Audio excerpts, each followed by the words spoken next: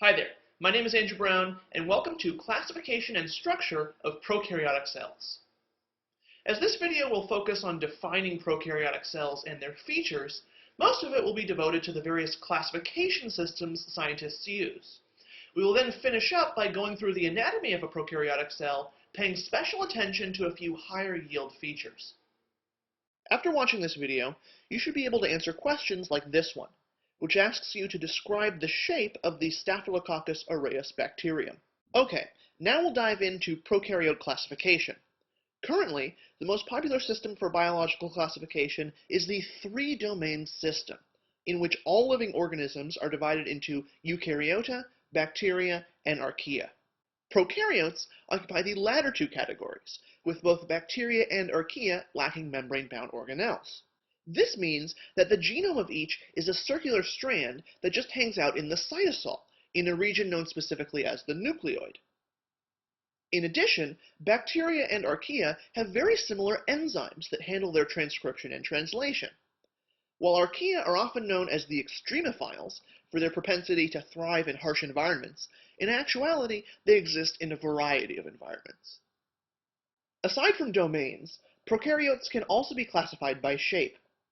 Archaea and bacteria that are spherical are known as kochi.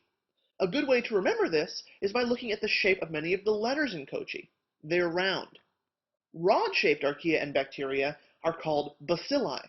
The mnemonic here is basically the same. The word bacilli has many rod-shaped letters. Spiral-shaped prokaryotes are known as spirilli, which might even be a little easier to remember because the name sounds just like the shape. Another distinction between prokaryotes is whether or not they require oxygen to survive. Obligate aerobes die without access to oxygen because their cellular respiration activities cannot occur. Obligate anaerobes are just the opposite. They die when exposed to oxygen because it reacts to produce toxic compounds. Facultative anaerobes can alter their metabolic processes to suit aerobic or anaerobic conditions, and aerotolerant anaerobes act the same regardless of O2 levels. If you see charts like these on your MCAT, you will now be able to identify the different types of aerobes and anaerobes. So let's break it down. When looking at scenarios when oxygen is present or absent, we expect obligate anaerobes to grow quite well in oxygen and die off without oxygen. The bacteria that dies in oxygen but thrives without it should be the other obligate species. The bacteria that survives in both conditions, but does markedly better when oxygen is present, will be the facultative anaerobe, and the bacteria that survives equally well in presence or absence of oxygen must be the aerotolerant anaerobe.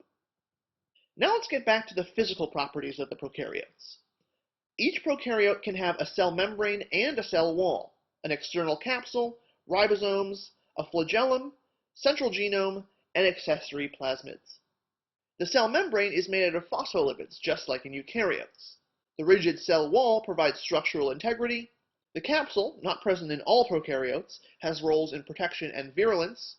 Bacterial ribosomes are functionally the same as eukaryotic ribosomes. Just remember, they contain different sized protein components and are a common target of antibiotics. The flagellum makes the bacteria mobile and, in addition, displays significant variability. A prokaryote may have a single flagellum, it may have many, or none at all. As we said earlier in the video, prokaryotes' genomes are not held in membrane-bound organelles. Instead, DNA sits directly in the cytosol in a region called the nucleoid. Acquired non-essential DNA forms plasmids in the cytosol, which often have roles in bacteria's antibiotic resistance. Okay, at this point in the video, we'll examine a couple of those structures in greater detail. The cell wall is an important part of prokaryotes, not only for their structure, but also as a tool for our classification of them. When a bacterium is said to be gram-positive, that means a thick peptidoglycan cell wall exists outside the plasma membrane. In gram-negative bacteria, the peptidoglycan layer is much thinner, and another membrane exists external to the cell wall. Outside even of the outer membrane, there is a lipopolysaccharide layer that sets off the body's immune response during infection. Despite that explanation, you're probably still wondering why we use positive and negative to differentiate between bacteria with these two types of external structural elements. Well, when crystal violet stain is applied to each class of bacteria, gram-positive bacteria retain the dye in their thick peptidoglycan cell walls and thus appear purple, while gram-negative bacteria are not able to hold on to the dye as well with their thinner peptidoglycan layers and thus appear pink or light red. And now to explore the flagellum, a versatile and complex structure. A transmembrane polyprotein, the flagellum is divided into three regions. The basal body sits in the inner membrane, anchoring the structure and providing the power for its rotation. The filament is the long, hollow helical extension that sits in the external environment and whips around to drive the bacterium forward. And lastly, the hook connects the filament to the basal body. And with that, we're finished with the material this video is going to introduce. Now, let's apply what you've learned on a couple practice questions. This first one wants you to describe the shape of the Staphylococcus aureus bacterium. The answer should be B. Oftentimes, a bacterium's structural class will be contained in its name. Thus, Staphylococcus is a type of Kochi bacteria, and if you review the mnemonic from earlier in the video, those are spherical in shape. The next question here is asking you to classify the given bacteria based on its response to oxygen. The answer should be C. The biggest clue that this is a facultative anaerobe and not an obligate aerobe is the size of the colony prior to the introduction of oxygen. An obligate aerobe would not grow at all without oxygen. If you got both of those correct, congratulations. If not, please feel free to watch this video again as many times as you need. Before we finish, let's review what was covered. Of the three domains, prokaryotes are included in bacteria and archaea. Their DNA either exists in the nucleoid region of the cytosol, devoid of any membrane-bound organelles, or grouped into plasmids, which also float around in the cytosol. We introduced three bacterial shapes: the spherical Kochi, the rod-shaped bacilli, and the spherical spirilla.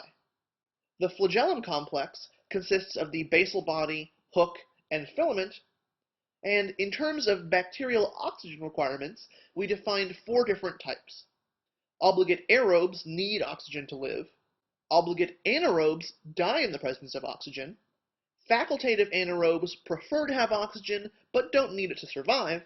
And aerotolerant anaerobes don't care one way or the other. Another tool of classification we introduced was gram-positive and gram-negative staining. Gram-positive bacteria dye purple because of their thick peptidoglycan layer, while gram-negative bacteria have a thinner peptidoglycan cell wall and thus dye pink. Thanks very much for watching, and good luck in your continued MCAT study.